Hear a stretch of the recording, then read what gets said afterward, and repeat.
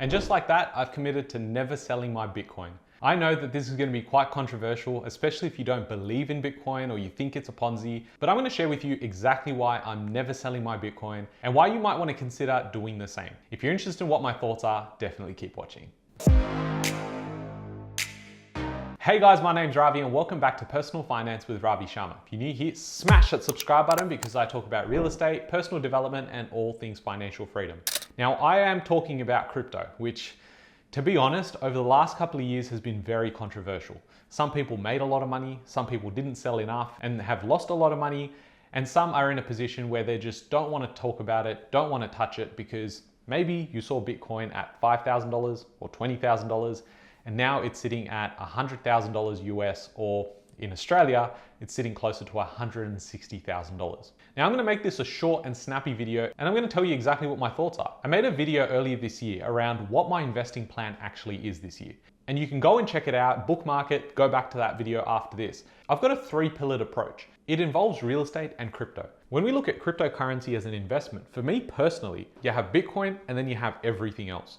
Some people would go on to say that Ethereum is a blue chip, but at the end of the day, it is an altcoin, so an alternative to Bitcoin. Now I'm gonna share with you some data points. I'm gonna share with you what could have been if you had just dollar cost average into something like this. And I'm gonna share with you something that is so important that could completely change your view on Bitcoin. Now, the way that I'm playing out this cycle is very simple. I've learned from my mistakes, and they were very expensive mistakes over the last two cycles. What I have understood is that I don't want to be monitoring 30 to 40 different coins and hoping they all go up. It's going to be manic when it all starts moving. So what I want to do is I want to have a consolidated bag of maybe less than 10 altcoins, and then I want to have Bitcoin. And a conclusion I've come to, which has been pending for the last 3 months, is that I've been thinking whether I should sell my Bitcoin at some point in this cycle or do I just hold? And now I've come to the conclusion that I'm just going to hold, which means mentally I don't need to think about Bitcoin's price. All I'm going to do is stack it into my ledger and forget about it. Whereas all the alternative coins, the altcoins, including Ethereum, I have plans to sell 100%. I have no intentions to hold any of that during this cycle because, as we know, we have a bull season and the markets go up, bull runs on, everyone's really happy, everyone's euphoric, and then once the sell-off happens, it is so devastating. Some of these coins will drop by 99%, and that's not something I'm willing to do.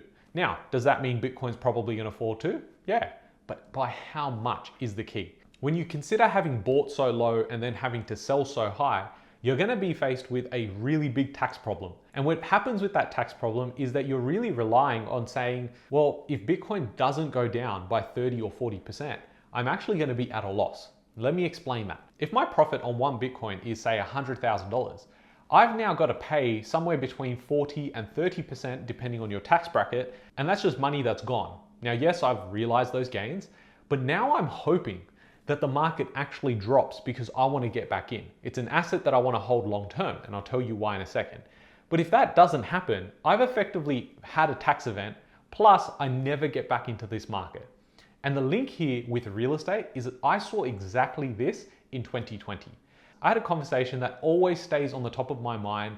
It doesn't keep me up at night, but boy, does it annoy me that this person just did not listen.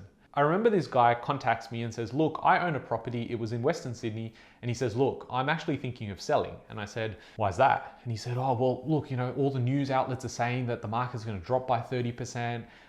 You know, it's guaranteed at this point. And I said, why is it guaranteed? He goes, because everyone's saying it.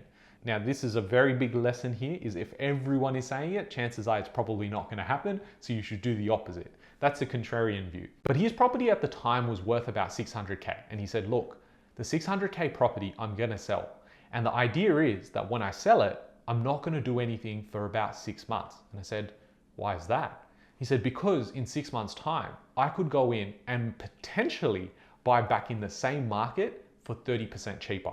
And as I'm saying that, I realize how stupid he sounded, even back then, and this is like 5 years ago. You might be listening to the same thing and going, how did he think that was gonna happen? But 2020 was wild. So he convinced himself that the market was gonna drop. He ends up selling the property at the bottom of the market. The property over the next year went up from 600K all the way up to 700K. He was completely priced out of the market, and that same property now is worth closer to $800,000. And he has never been able to get back in, and he moved out of that place to go and rent.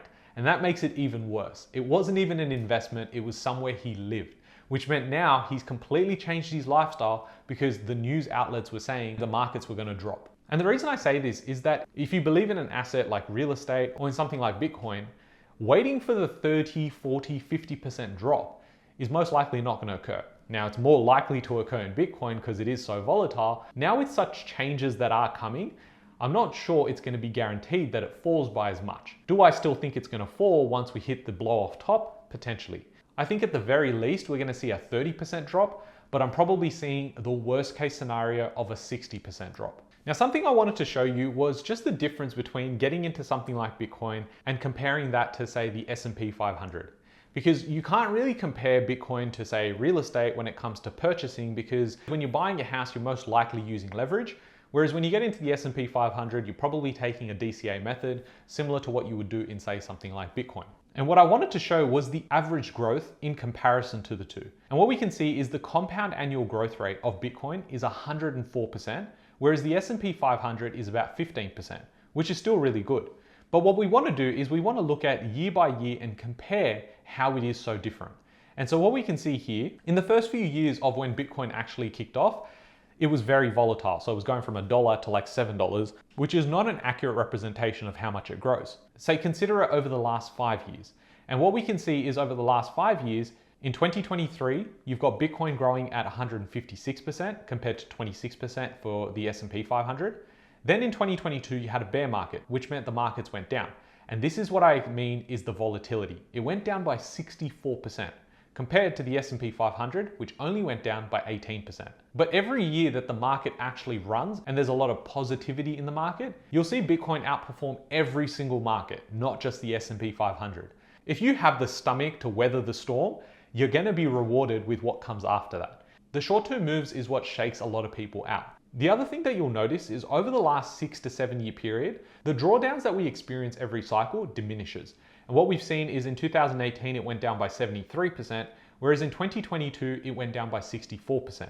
So based on that, we could potentially see it drop by 50% in this current cycle, which means in 2026, it could be a down year by maybe 50%. So you might be thinking, well, if it's going to drop by 50%, why would you continue holding it?